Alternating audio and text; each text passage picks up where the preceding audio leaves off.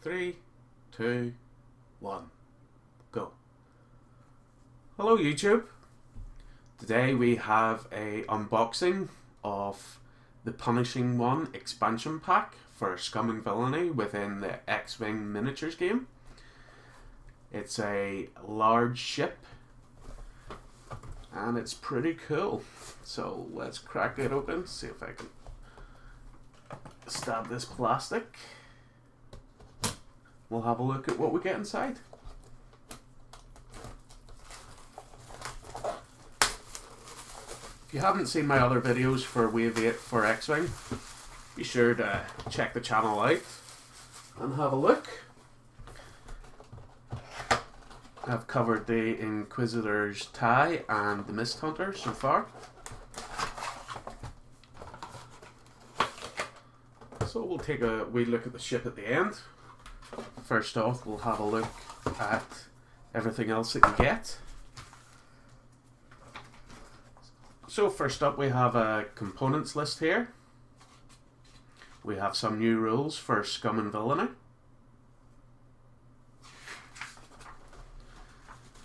We have a breakdown of some of the rules. So you can have a turret primary weapon, a new maneuver called a Segnor's Loop.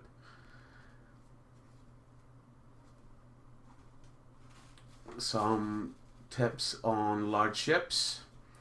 And we have a new mission, Mission 16 Payback. So here we have it. It's focused around Dengar, the ruthless bounty hunter himself. And it gives you a setup guide here at the bottom. And then on the back we can see the maneuver dial for the Jumpmaster 5000. So it favours green turns to the left with the way the ship is modelled. And it has the new maneuver, the Segnor Loop, on a speed 2 to the right, which is a red. And you get a K turn at 4. And everything else is pretty much basically white. So there we have the maneuver dial. It's a large base ship, so you get a large base. Inside here we have the standard ship bases and tokens. There's 1, 2, 3 pieces of card to punch out. Your maneuver dial, ship bases, all your tokens there, pretty standard stuff for X-Wing. And we've got quite a few cards here, so we'll just go into the small cards first and we'll have a look. I'll just zoom in so you can get a better view. So first up is Rage. It's an action. Assign 1 focus token to your ship and receive 2 stress tokens until the end of the round. When attacking, you may re-roll up to 3 attack dice. And that's 1 point. You have Atani Mind Link for 1 point. This is a Scum only card. Each time you are assigned a focus or stress token, each other friendly ship with a Atani Mind Link must also be assigned the same type of token, if it does not already have one. Okay. You get 2 of those. Then we have Plasma Torpedoes. So for 3 points, it's range 2 to 3. And it's an attack target lock. Spend your target lock and discard this card to perform this attack. If this attack hits, after dealing damage, remove 1 shield token from the defender. We have Boba Fett as a passenger. So he's Scum only. 1 point. After performing an attack, if the defender was dealt a face-up damage card, you may discard this card to choose and discard one of the defender's upgrade cards. So, not passenger, crew card, so that's pretty cool. Then we have Dengar, Scum only, 3 points. When attacking, you may re-roll 1 attack die.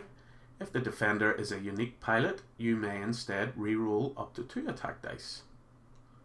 So pretty flavoursome there. Then we have Gonk, So he's a scum only, and he's 2 points. And action, he has 2 actions here. So first action is place 1 shield token on this card.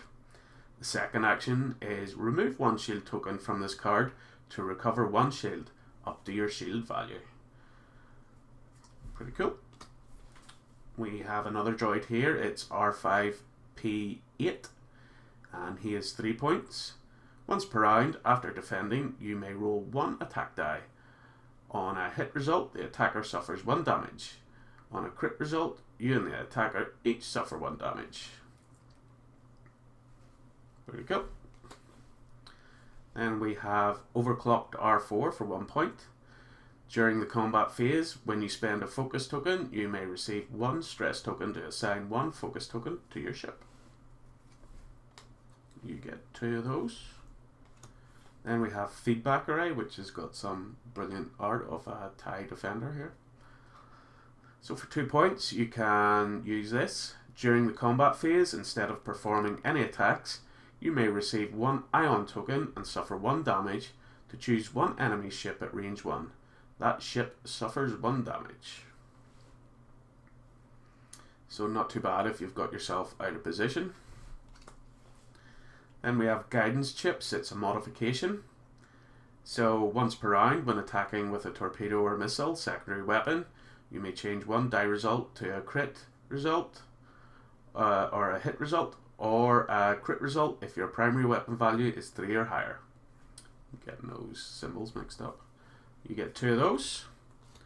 Then we have a title card for the Jumpmaster 5000 only, and it's the Punishing One.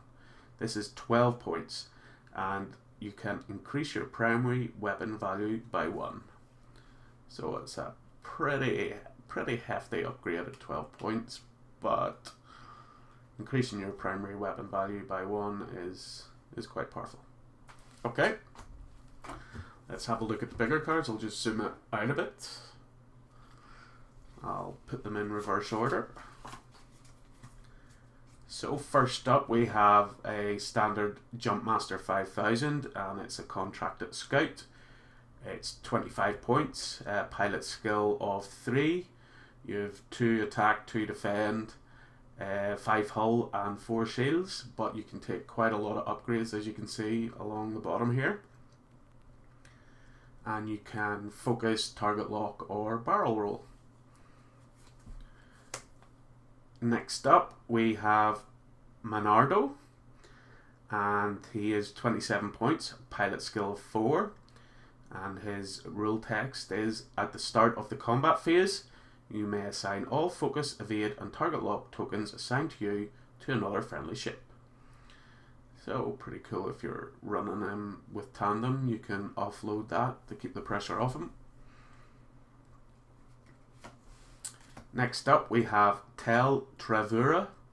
It's 30 points and pilot skill is 7, and his rules text is: the first time you would be destroyed, instead cancel any remaining damage, discard all damage cards, and deal 4 face down damage cards to this ship. So it's basically giving you 1 extra hull, like an extra life, but it's getting rid of all your damage cards, which is pretty powerful there, to be honest. That's a pretty powerful rule.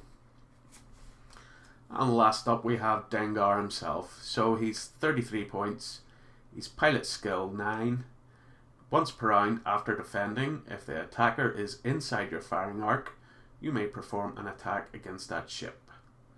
So yeah, that's pretty cool. Getting to fight back when you're defending is quite powerful. It would make people think twice about flying into your flying arc if they were, if you get behind them. Pretty cool card.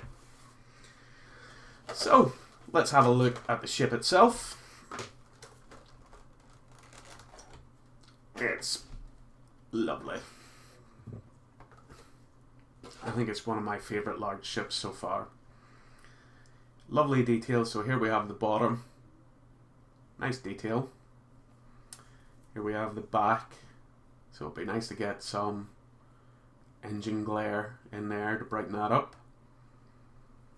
We have a quad turret on the top here. And then here's the top itself. I've seen some nice repaints of these up already. But to be honest, this looks fantastic. You've got a bit of battle damage here on the paintwork. Yeah, again, Fantasy Flight Games hit it out of the park.